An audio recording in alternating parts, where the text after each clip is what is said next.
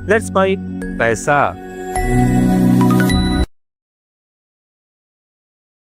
नमस्कार दोस्तों, let's mic पैसा में मैं मनीष आपका स्वागत करता हूं आज के हमारे इस वीडियो में। दोस्तों, आजकल हर आदमी जो चाहता है वो चाहता है सुविधा। हर आदमी को सुविधा चाहिए, चाहे वो घर से बाहर निकलते ही गाड़ी चाहिए, घर में हाथ में मोबाइल चाहिए, टीवी चाहिए, फ्रिज चाहिए, वॉशिंग मशीन चाहिए, सब सुविधाएं चाहिए। और साथ ही साथ कंज्यूमर को सुविधाएं देने के लिए कंपनीज भी आए दिन तरह तरह के लुभावने ऑफर करती है। साथ ही साथ वो लोन के ऑफर भी करती है, कंज्यूमर लोन। तो कंज्यूमर लोन के बारे में आज हम इस वीडियो में ये समझेंगे कि कंज्यूमर लोन जितने दिखने में अच्छे होते हैं उतने ही कहीं ना कहीं उनके अंदर एक जाल भी छुपा होता है। तो आज की इस वीडियो में हम बात करने वाले हैं कंज्यूमर लोन की। कंज्यूमर लोन विज्ञापन बहुत सारे आते हैं, नया फोन चाहिए ईएमआई पे ले लो, 0% ईएमआई पे ले लो, 0 डाउन पेमेंट पे दे दो, 0 ईएमआई पे ले लीजिए, या फिर बिना ब्याज की ईएमआई पे ले लीजिए। और इस तरह के अलग अलग प्रचार चलता रहता है और लोग आकर्षित होकर कंज्यूमर लोन ले भी लेते हैं। अभी त्योहारी सीजन शुरू होने वाला है, त्योहारी सीजन के अंदर कंज्यूमर लोन की बाढ़ आ जाएगी। तो दोस्तों, कंज्यूमर लोन क्या वाकई में दिखते हैं उतने सरल होते हैं? क्या वाकई में वो सरल होते हैं, 0 ईएमआई वाले होते हैं, या फिर 0% ब्याज वाले होते हैं? उन सब के बारे में हम इस वीडियो में बात करने वाले हैं। तो सबसे पहले हम दोस्तों बात करते हैं कि कंज्यूमर लोन होता क्या है। कंज्यूमर लोन वो लोन जो आप किसी आइटम के लिए खरीद रहे हैं, कोई भी आइटम, कोई भी घर का जो कंजम्पशन का आइटम है जो आप खरीद रहे हैं उसके लिए वो लोन होता है। चाहे वो मोबाइल हो, चाहे वो टीवी हो, चाहे वो वॉशिंग मशीन हो, चाहे वो फ्रिज हो, चाहे वो रेफ्रिजरेटर हो, चाहे फिर आप किसी घड़ी के लिए भी लोन ले रहे हो, या किसी बड़े किसी महंगे मोबाइल के लिए लोन ले रहे हो, ये सारे जो लोन होते हैं वो कंज्यूमर लोन कहलाते हैं। कंज्यूमर लोन लेना बहुत आसान है। और साथ ही साथ कंज्यूमर लोन जो होता है वो आप किसी पर्सनल के लिए भी ले सकते हो। आपको घूमने जाना है तो आप लोन से ले सकते हो, आपको कोई काम के लिए किसी शादी ब्याह में कोई पैसा खर्च करना है तो आप पर्सनल लोन ले सकते हो। ये सब कंज्यूमर लोन के पार्ट है। अब कंज्यूमर लोन इतने आकर्षक होते हैं, बैंक और फाइनेंस कंपनियां आसान ईएमआई और 0 डाउन पेमेंट, साथ ही साथ नो कॉस्ट ईएमआई पे आपको कंज्यूमर लोन दे देती है। अब कंज्यूमर लोन के जो बातें होती है, जो पॉइंट्स होते हैं, जो आपको ध्यान में देखने वाली बात है, वो क्या क्या है उसके बारे में समझते हैं। पहली बात कि हाईएस्ट, कई बार आपको कुछ लोन तो हो सकता है आपको 0 इंटरेस्ट पे मिल जाए, लेकिन कुछ लोन में आपको इंटरेस्ट पे करना पड़ता है। अगर 0 इंटरेस्ट पे कोई लोन नहीं मिल रहा है तो उसमें फिर आपको ब्याज देना पड़ता है। और वो ब्याज कितना आता है? वो लगभग 18 से 24% तक का ब्याज आपको देना पड़ता है कंज्यूमर लोन पे। तो कंज्यूमर लोन ऊंची ब्याज दरों पे आते हैं। लोन मिलना बहुत आसान है, लेकिन उसकी ब्याज दरें बहुत ऊंची होती है। 18 से 24% मिनिमम साइड में आपको लोन की रेट होती है। तो एक तो कंज्यूमर लोन का ये नुकसान है कि ऊंची ब्याज दर पे आता है। दूसरा नुकसान होता है दोस्तों हिडन चार्जेस, प्रोसेसिंग फीस हो गई, फाइल चार्जेस हो गए, इस तरह के बहुत सारे चार्जेस होते हैं।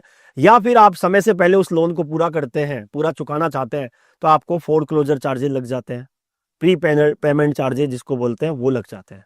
तो हिडन चार्जेस भी कंज्यूमर लोन में बहुत सारे होते हैं। क्योंकि आसान उपलब्धता है, इजी अवेलेबिलिटी है। आप किसी दुकान में गइए, दुकान में जाएंगे तो वहां पे आपके पास एक बंदा इसीलिए तैयार खड़ा हुआ है कि आपको वो लोन दिला सके।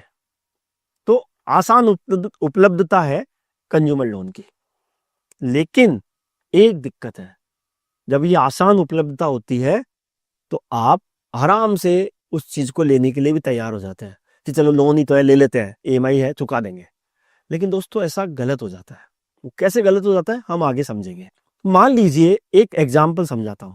मान लीजिए एक राहुल नाम का व्यक्ति है जिसने 50,000 रुपए का एक फोन लिया ईएमआई पे, और उसको 2,000 रुपए की ईएमआई बहुत आसान लगती है कि 2,000 की ईएमआई देनी है, तो ठीक है। लेकिन 2 साल के बाद वो 50,000 रुपए का लोन 55,000 56,000 रुपए का पड़ जाएगा, और साथ ही साथ क्रेडिट कार्ड का बिल भी बढ़ता चला जाएगा। तो ये कहीं ना कहीं एक आसान उपलब्धता जो होती है वो हानिकारक भी होती है। तो आप समझ गए होंगे दोस्तों कि कंज्यूमर लोन जितने दिखते हैं ना उतने आसान होते नहीं है। आप ले तो लेंगे लोन, लेकिन आप कहीं ना कहीं फंस जाएंगे, और फंसने के बाद आपको जो लोन आपके लिए ज्यादा जरूरी होता है वो ले ही नहीं पाएंगे।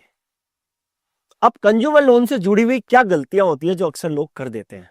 कंज्यूमर लोन से जुड़ी हुई सबसे पहली गलती तो ये होती है कि इंसान लोन के चक्कर में ये भूल जाता है कि उसको वाकई में उस चीज की जरूरत है या नहीं है। चाहत और जरूरत के फर्क को भूल जाता है। दोस्तों, एक जिंदगी में जरूरत होना और एक जिंदगी में चाहना, दोनों में फर्क है। जरूरत है आपको मोबाइल की, कि आपके पास एक मोबाइल होना चाहिए। आज का युग ही ऐसा आधुनिक युग है। लेकिन मोबाइल का युग है, आपको ठीक ठाक सा मोबाइल 30,000 रुपए 35,000 रुपए में मिल सकता है, वो है जरूरत। लेकिन आपको मोबाइल चाहिए बड़ा महंगा ब्रांड का, जिसकी कीमत शुरुआत ही 1 लाख रुपए से होती है, वो है चाहत। लेकिन ईएमआई के चक्कर में, कंज्यूमर लोन के चक्कर में इंसान उस चीज को भूल जाता है। वो सोचता है ईएमआई पे मिल रहा है तो ले लीजिए, जबकि उनको ये नहीं पता कि जरूरत 30-35 हजार के फोन से चल सकती है। लेकिन चाहत में आके वो महंगा मोबाइल खरीदेंगे और ईएमआई में फंस जाएंगे, कंज्यूमर लोन की ईएमआई में फंस जाएंगे, वो की एक गलत चीज है। ये गलती कर देते हैं। दूसरी गलती क्या करते हैं कि लोन ले लिया, उसकी शर्तें नहीं पढ़ते। जैसे मैंने अभी आपको बताया कि प्री पेमेंट चार्जेस हो गए। कई कंपनियां कंज्यूमर लोन में 4% तक प्री पेमेंट चार्जेस करती है। तो मान लीजिए आपने लोन लिया 50,000 रुपए का, आपको 6 महीने बाद आपके पास पैसा आ गया, आप लोन चुकाने जा रहे हो, तो 4% आपके प्री पेमेंट चार्जेस लग गए।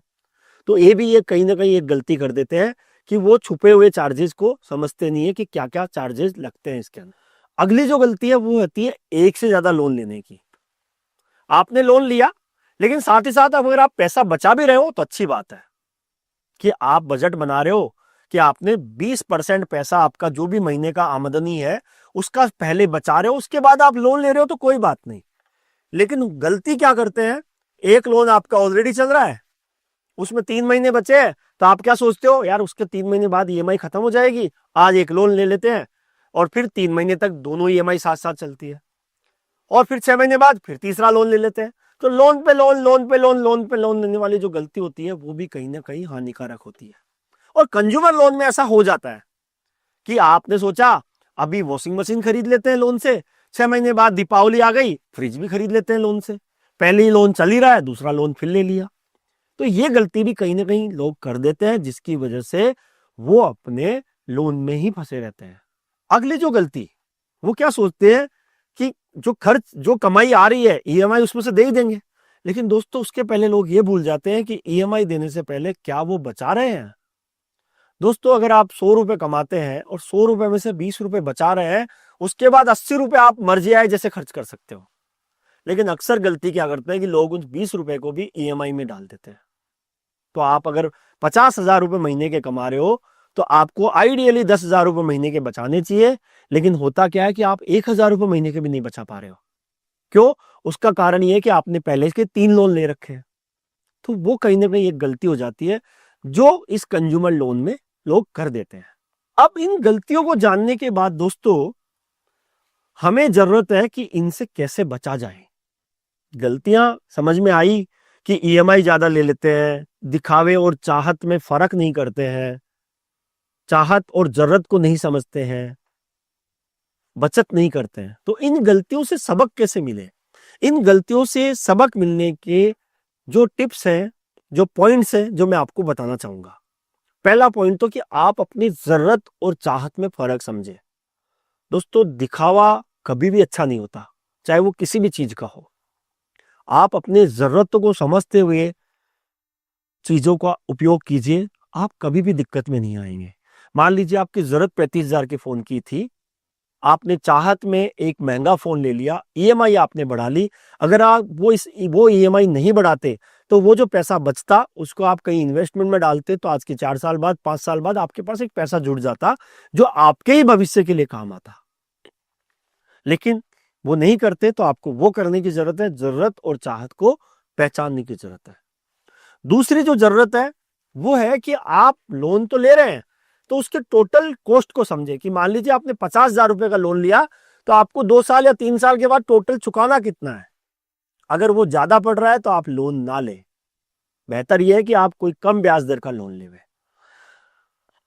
अगली जो टिप्स है वो ये है कि आप इमरजेंसी फंड तो जरूर बना के रखें कि कभी भी आपकी कोई कोई ऐसी इमरजेंसी आ गई जिसमें आपकी मान लीजिए कोई नौकरी छूट गई या कोई मेडिकल इमरजेंसी आ गई, आपके पास कोई पैसा बचा हुआ ही नहीं है और ईएमआई आपके पहले से चल रही है, तो आप फिर करेंगे क्या?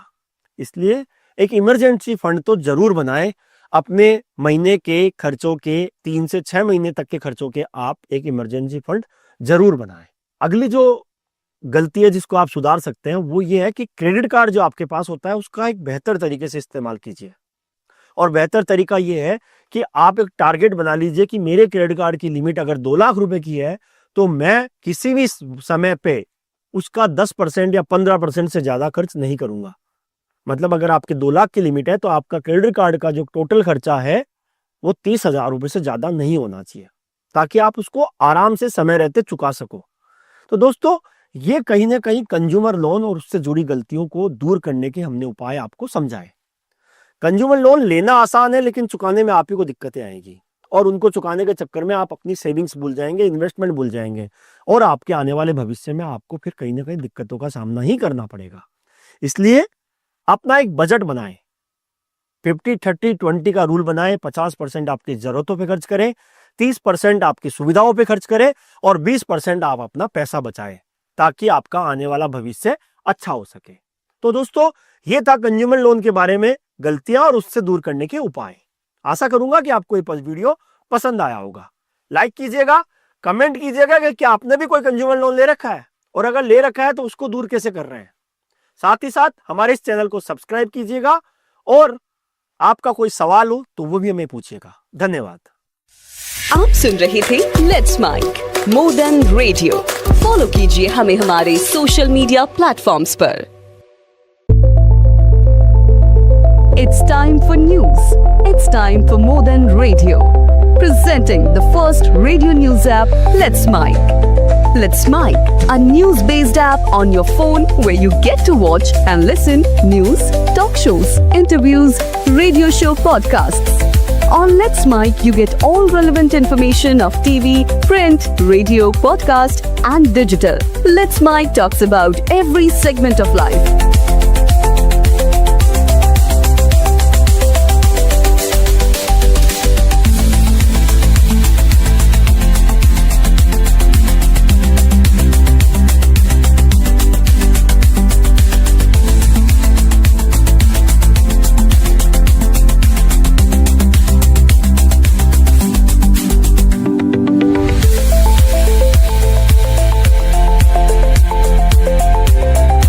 Let's Mic is not just a revolutionary idea. Download the app now from Play Store. Available both on Android and iOS mobile phones. Follow us on YouTube, Instagram, Twitter, LinkedIn. It's time for news. It's time for more than radio. Presenting the first radio news app, Let's Mic.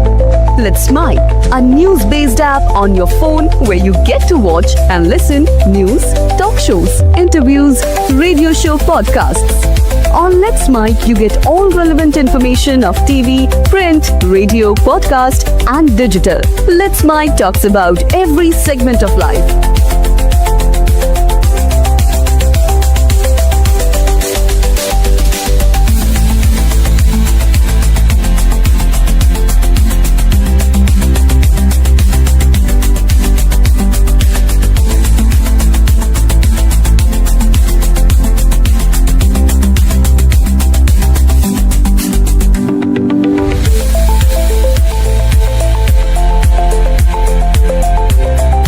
Download the app now from Play Store. Available both on Android and iOS mobile phones.